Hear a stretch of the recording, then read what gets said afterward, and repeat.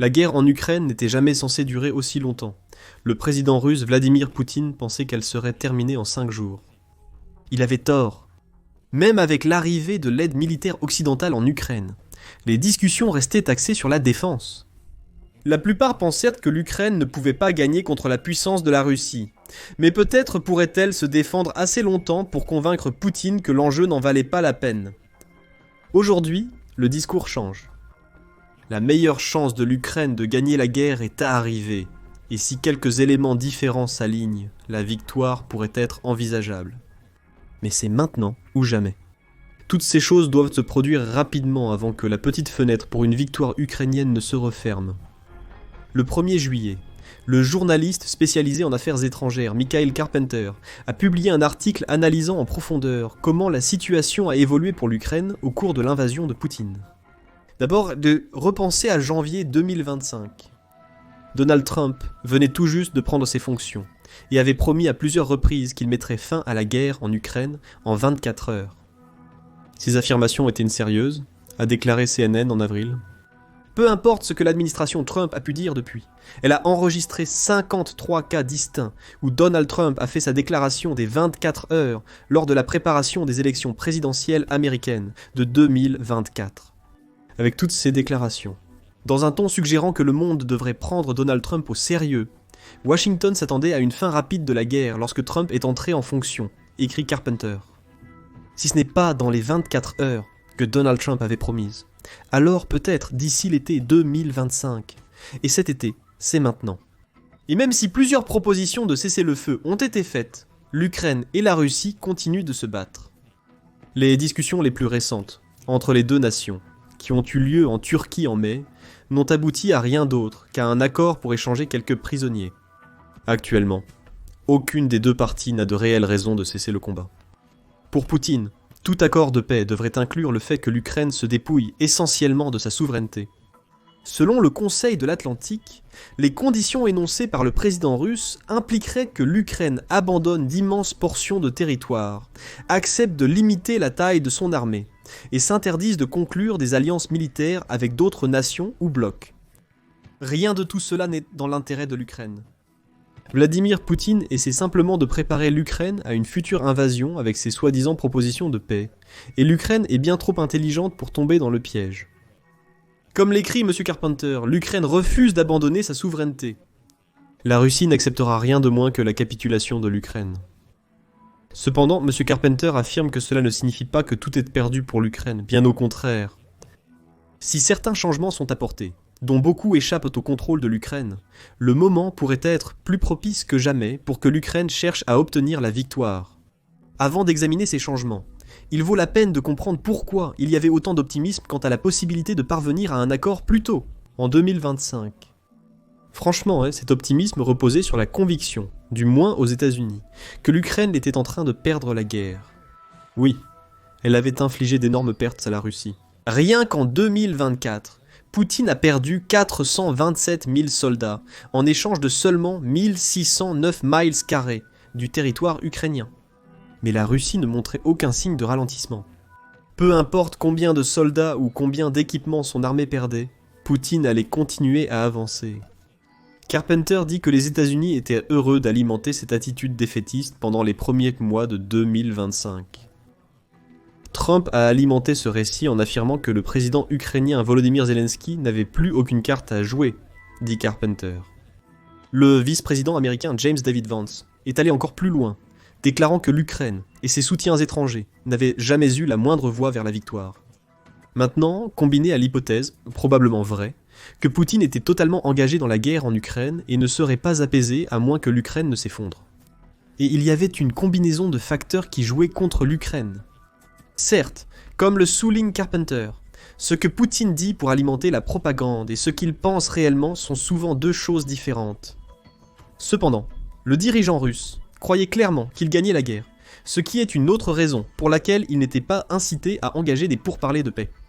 Mais ce discours défaitiste pose problème, selon Carpenter.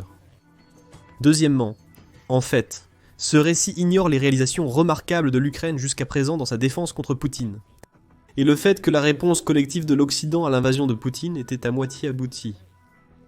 En commençant par le deuxième point, il peut sembler injuste de qualifier ainsi la réponse de l'Occident. Après tout, les États-Unis et l'Europe se sont engagés à fournir plus de 435 milliards de dollars d'aide militaire et humanitaire à l'Ukraine, selon l'Institut de Kiel. Bien qu'une partie de cet argent n'ait pas encore été attribuée, étant plutôt promise à l'Ukraine pour l'avenir, l'Occident a tout de même déployé d'importants moyens financiers pour aider l'Ukraine à se défendre.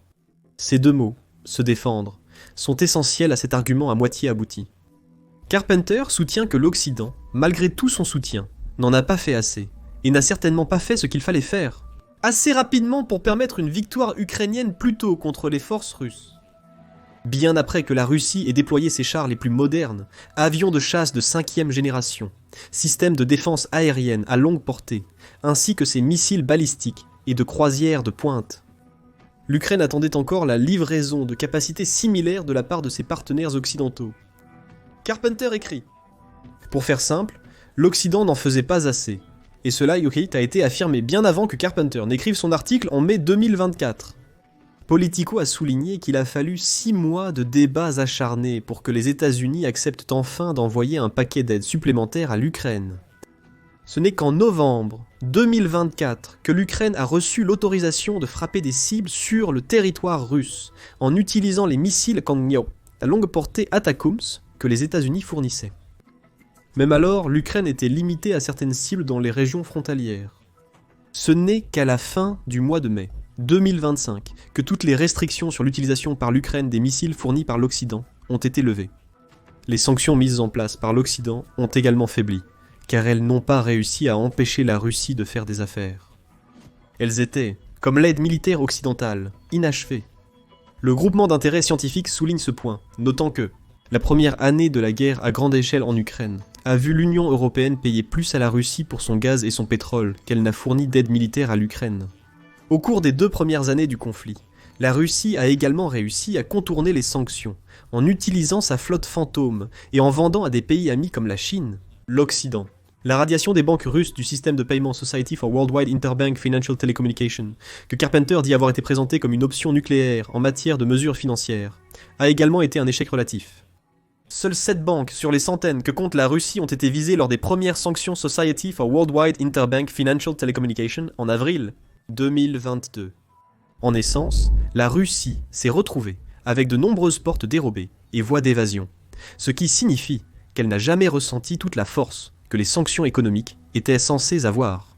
L'idée ici, c'est que l'Occident collectif ne considérait pas l'Ukraine comme une nation capable de gagner une guerre contre la Russie. Tout ce qu'il faisait visait à gagner du temps, avec une bonne dose d'apaisement envers Poutine dans le processus. Les retards dans la livraison de l'aide à l'Ukraine et dans l'autorisation d'utiliser les armes livrées sur le territoire russe sont tous survenus parce que l'Occident craignait des représailles russes pour avoir franchi les lignes rouges de Poutine. Les sanctions ont été appliquées de manière à nuire à la Russie, sans porter préjudice à l'Occident dans les mêmes domaines. Ce n'étaient que des demi-mesures, les unes après les autres. Cependant, comme le souligne Carpenter, l'Ukraine a réalisé des exploits remarquables. Elle a réussi à repousser l'invasion initiale de Poutine loin de Kiev en mars 2022, bien avant que l'aide occidentale ne commence à arriver. Au cours des 3 dernières années, et plus, elle a infligé plus d'1 million de pertes à la Russie et causé des dizaines de milliards de dollars de pertes en matériel. L'Ukraine est devenue un innovateur dans le domaine des drones militaires. Elle a également réussi à résister aux assauts constants de la Russie, au point que la Russie ne contrôle encore qu'environ 20% du territoire ukrainien. En août 2024, l'Ukraine a même lancé sa propre contre-invasion, en prenant une grande partie du territoire dans l'oblast russe de Koursk. Ce n'est que récemment que la Russie a réussi à repousser l'Ukraine hors de cet oblast. Contre toute attente, l'Ukraine a réussi à contenir la Russie, mais maintenant sa position pour la victoire. Selon Carpenter, malgré ses erreurs, l'Ukraine va l'emporter. Définie au minimum comme la préservation de sa souveraineté et la poursuite de sa trajectoire vers l'adhésion à l'OTAN et à l'Union européenne, elle reste tout à fait à portée de main. Mais pour que l'Ukraine puisse tirer parti de la position difficile dans laquelle elle a placé la Russie, avec l'aide vacillante de l'Occident, plusieurs choses doivent changer. La première concerne ce qui a été discuté jusqu'à présent. Un changement fondamental de l'attitude de l'Occident collectif envers la guerre en Ukraine. L'idée défaitiste selon laquelle l'Ukraine ne peut rien faire d'autre que se défendre contre la Russie doit être abandonnée. Au contraire, l'Occident devrait adopter la philosophie que l'Ukraine peut l'emporter, selon les conditions mentionnées par Carpenter. Pour que cela se produise, une aide militaire massive doit être accordée à l'Ukraine, en lui fournissant les armes avancées dont elle a besoin pour compléter ses propres innovations, afin qu'elle puisse repousser définitivement les forces de Poutine. En théorie, cela semble bien. Cependant, l'Occident peut avoir l'impression d'avoir déjà atteint ses limites concernant le volume d'aide financière qu'il peut apporter à l'Ukraine. De nombreux pays européens se sont engagés à long terme pour fournir une aide dans les années à venir. Mais même combinées, ces promesses n'atteignent pas les centaines de milliards de dollars dont l'Ukraine aura probablement besoin pour obtenir la victoire. L'Ukraine ne peut pas non plus compter sur l'aide des États-Unis. Le 2 juillet, CNN a rapporté que les États-Unis venaient de suspendre certaines livraisons de munitions à l'Ukraine, y compris des missiles de défense aérienne essentiels. L'espoir d'obtenir un engagement supplémentaire des États-Unis alors qu'ils suspendent déjà leurs promesses semble mince. Alors, comment l'Occident peut-il aider l'Ukraine à obtenir l'argent dont elle a besoin ? 2 mots. Avoir gelé. Actuellement, l'Occident détient collectivement environ 300 milliards de dollars d'avoirs russes gelés. La plupart de cet argent appartient à l'Union européenne. Plusieurs pays ont déjà commencé à utiliser les revenus de ces avoirs pour aider à financer l'Ukraine. Mais en ce qui concerne les avoirs eux-mêmes, ils restent intacts. De nombreux problèmes juridiques potentiels rendent les alliés de l'Ukraine réticents à toucher de l'argent appartenant techniquement à la Russie. Le président français Emmanuel Macron a exposé ses préoccupations en mai dernier, déclarant « Nous n'avons pas de base légale pour utiliser ces avoirs ». Quand on lui a demandé directement, il a répondu « Cela peut être le cas ». Cependant, Poutine n'avait pas non plus de base légale pour envahir l'Ukraine. Il n'avait certainement pas de base légale pour annexer la Crimée. L'argument opposé aux préoccupations de Macron est que, peut-être, la loi ne devrait pas s'appliquer aux avoirs de la Russie en ce moment, étant donné le nombre de violations de la loi que Poutine commet. Après tout, ce n'est qu'une autre forme d'apaisement, et cela a déjà été mentionné comme l'un des principaux problèmes jusqu'à présent. Carpenter n'est pas le seul à suggérer que les avoirs russes gelés doivent être utilisés par l'Ukraine. Dans un article pour The Guardian, Philip Hinman dit la même chose vers la fin du mois de mai. Comme déclaration d'intention. Confisquer ces fonds serait un choc pour Poutine, blesserait son orgueil et affaiblirait le soutien à la guerre dans son propre pays. Cela donnerait à l'Ukraine un coup de pouce psychologique bien nécessaire après des mois de recul dans le Donbass. Pendant que les forces russes exploitent l'hésitation et l'équivoque à Washington, a écrit Hinman. L'Ukraine pourrait faire beaucoup avec cet argent, souligne Carpenter. Une injection de liquidité de 300 milliards de dollars permettrait à l'Ukraine d'investir dans sa base de production d'armes nationales déjà en pleine croissance. L'Ukraine pourrait également utiliser cet argent pour acheter des armes à ses partenaires, plutôt que de compter sur des dons, ce qui lui permettrait de s'approvisionner en armes spécifiques dont elle a besoin pour frapper la Russie durement. Avoir des liquidités pour réparer les infrastructures vitales endommagées par les frappes russes de missiles et de drones serait également appréciable. Pour l'Occident, le dégel des avoirs russes, afin de les remettre à l'Ukraine, allégerait son fardeau financier collectif. Oui, il y a des aspects juridiques et moraux à prendre en compte, mais il y a aussi des contre-arguments à avancer. La saisie des avoirs russes serait le moyen le plus direct de forcer Poutine à littéralement payer pour la guerre qu'il a déclenchée. Cela mettrait également Poutine sous pression dans son propre pays. Après tout, il y aura beaucoup de banques et d'oligarques qui ne seront pas contents de voir leur argent disparaître. Cependant, d'après Carpenter, la victoire de l'Ukraine ne dépend pas uniquement d'un changement fondamental dans la philosophie occidentale sur la guerre. Il y a un autre ingrédient. Les gouvernements occidentaux doivent donner la priorité aux accords de coproduction, au partage de la propriété intellectuelle et au partenariat dans la fabrication de la défense. En particulier dans la fabrication de missiles et de munitions. Les véhicules blindés, les technologies de drones et de lutte anti-drones, ainsi que les systèmes de commandement et de coordination cyber et les systèmes de guerre électronique, écrit Carpenter, alors qu'il n'y a pas encore de véritable avancée concernant les avoirs gelés. Ce type d'accord concerne un domaine sur lequel l'Occident semble effectivement se concentrer. En excluant les États-Unis de l'équation, puisqu'ils n'ont conclu aucun accord de coproduction avec l'Ukraine. Plusieurs pays européens travaillent déjà aux côtés de l'Ukraine, pour l'aider à renforcer son industrie de défense nationale. Et dans certains cas, ils offrent des installations de fabrication que l'Ukraine ne peut pas encore construire elle-même. Par exemple, le 28 mai, l'Allemagne a accepté d'envoyer à l'Ukraine un paquet d'aide militaire d'une valeur de plus de 5 milliards de dollars. Ce serait déjà remarquable en soi. Mais dans le cadre de ce paquet, l'Allemagne va travailler aux côtés de l'Ukraine pour l'aider à acheter des missiles à longue portée, ainsi que financer la production de ce type d'armes à l'intérieur de l'Ukraine.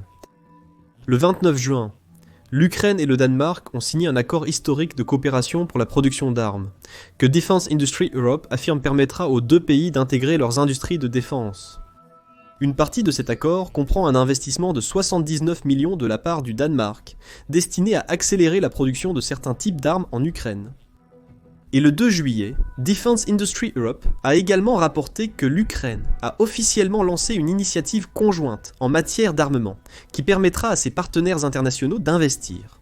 Cela permettra au secteur ukrainien de fabrication d'armes d'accroître sa capacité de production. Le ministre ukrainien de la Défense, Rustam Umarov, a salué ce lancement, déclarant que l'Ukraine possède une expérience inestimable dans la guerre moderne. Des armes et équipements militaires nationaux efficaces, ainsi que la capacité de tout tester directement sur le champ de bataille. C'est pourquoi nous lançons un programme conjoint de production d'armes avec des partenaires internationaux, à la fois en Ukraine et dans les pays participant au format Rammstein. Il existe d'autres accords, mais l'essentiel est clair. Cette coopération renforce la défense nationale de l'Ukraine, la rendant moins dépendante de ses partenaires occidentaux.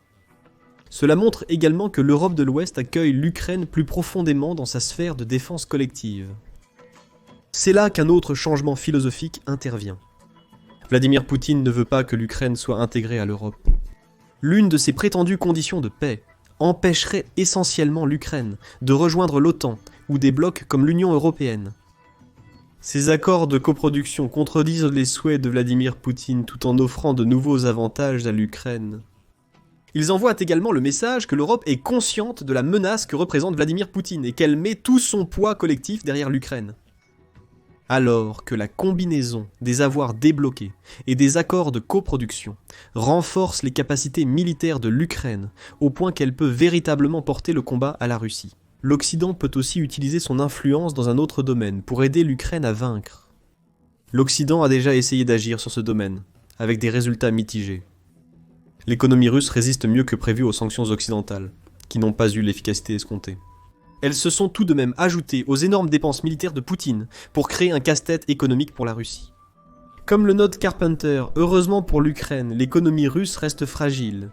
Bien que le produit intérieur brut du pays ait augmenté au cours des 2 dernières années, des faiblesses structurelles abondent dans son économie.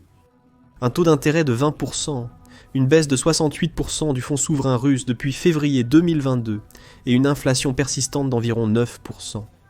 Ces failles sont des occasions à saisir. Cependant, ce sont les partenaires de l'Ukraine qui doivent exploiter ces opportunités, étant donné que l'Ukraine n'est pas en position de le faire. L'opportunité principale est simple, les 23,5 milliards de gaz et de pétrole russe que l'Europe importe de Russie chaque année. Mettre fin à ce flux montrerait la volonté collective de l'Europe de se détacher de la Russie, tout en frappant durement la Russie à un moment où elle fait face aux difficultés financières que mentionne Carpenter. Et un secteur pétrolier et gazier dont les bénéfices devraient déjà chuter de 25% en 2025. Comme pour l'accord de coproduction, il y a des signes que l'Europe, du moins, s'oriente dans cette direction.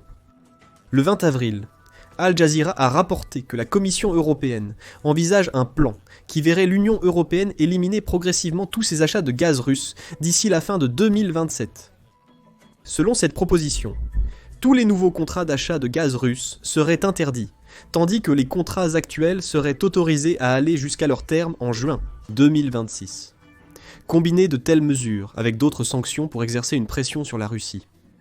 Et le résultat, c'est un étranglement économique qui place un pays déjà dans une situation financière précaire, au bord de l'effondrement total. Dans le contexte de la guerre, toute cette pression financière signifierait que Poutine serait moins en mesure de financer son armée. Au moment où l'Ukraine reçoit des injections de liquidités provenant des avoirs gelés et des accords de coproduction qu'elle signe avec ses partenaires. C'est une recette complexe qui aboutit à un résultat simple. La Russie s'affaiblit à mesure que l'Ukraine se renforce. Et il y a un dernier ingrédient bonus qui pourrait être ajouté à cette recette. Cela garantirait pratiquement la victoire de l'Ukraine, en éloignant la Chine de la Russie.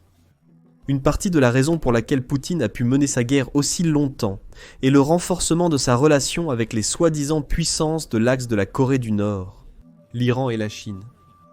L'Occident a peu de moyens d'action face à la situation en Corée du Nord. L'Iran n'est pas en mesure d'aider la Russie, vu ce qu'Israël et les États-Unis lui ont fait en juin. Regardez notre vidéo sur la disparition des alliés de l'Iran, à la suite des attaques américaines et israéliennes pour en savoir plus. Il ne reste donc que la Chine. Carpenter note que la Chine est devenue le principal fournisseur de composants à double usage. La Russie doit construire ses missiles de précision et ses drones. L'Occident a besoin d'une nouvelle philosophie pour résoudre ce problème. Pour limiter le soutien chinois à Moscou, une approche transatlantique unifiée est nécessaire afin d'augmenter le coût du soutien de Pékin. Cela implique d'utiliser le commerce et l'accès au marché, où l'Europe a une influence unique pour faire pression. Les dirigeants européens admettent que la Chine joue un rôle crucial en soutenant l'effort de guerre russe, mais n'ont pas pris de mesures concrètes pour l'enrayer. De simples expressions de désapprobation ne suffisent pas, écrit Carpenter. L'action doit précéder les paroles. Des sanctions pourraient être imposées aux entreprises et aux banques chinoises qui font affaire avec la Russie. Peut-être qu'en frappant la Chine au portefeuille, on pousserait Pékin à reconsidérer son allégeance à Poutine. Profiter des tensions et de la relation entre la Russie et la Chine pourrait aussi aider. La British Broadcasting Corporation rapporte que la Chine cherche, par exemple, à devenir un acteur majeur dans l'Arctique. C'est une zone que Poutine veut dominer, et l'Occident pourrait utiliser cette tension pour les monter l'un contre l'autre. The Hill souligne également que la combinaison de la soif de ressources de la Chine et de son opportunisme géopolitique pourrait signifier cela. Elle attend simplement le moment où Poutine deviendra si faible qu'elle pourra s'emparer d'une partie de ce que possède la Russie. La Sibérie pourrait être une cible chinoise, affirme The Hill. Cette idée est étayée par des documents de renseignement russes ayant fuité, qui soulignent que des universitaires chinois élaborent déjà des plans pour revendiquer des terres dans l'extrême-orient russe. Le point ici, c'est que la Chine n'est pas autant une alliée de la Russie qu'elle n'en a l'air. L'Occident pourrait compléter tout ce qu'il fait déjà pour aider l'Ukraine, en jouant un jeu dangereux avec Pékin afin de limiter son soutien à la Russie. Malgré les apparences, les conditions sont réunies pour une victoire de l'Ukraine. L'Occident et l'Ukraine doivent maintenant coopérer pour transformer ces ingrédients en un plat qu'ils pourront faire avaler à Poutine. C'est le bon moment pour toutes ces initiatives. Après tout, la Russie traverse son été de la défaite, alors que son élan faiblit en Ukraine. Découvrez-en plus dans notre vidéo et n'oubliez pas de vous abonner à The Military Show pour d'autres vidéos actualisées sur la guerre en Ukraine.